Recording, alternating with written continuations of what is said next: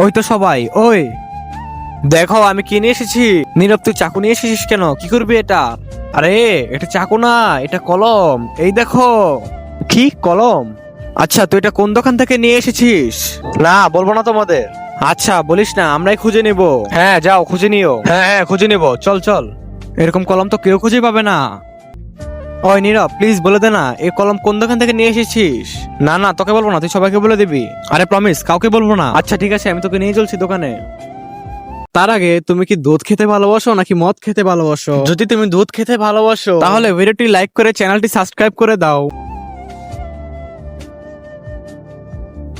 ওই তো দোকান, চল চল। ভাইয়া এরকম কলম আরেকটা দাও। এই নাও। পেয়ে গেছিস না? চল। ওই এই দেখো, নীরবের সাথে আমিও কলম কিনে নিয়ে আসলাম। আচ্ছা তুই কিনেছিস? দেখ আমরাও কিনেছি। যদি আপনার সাথে এমন হয়ে থাকে তাহলে কমেন্ট করে জানান।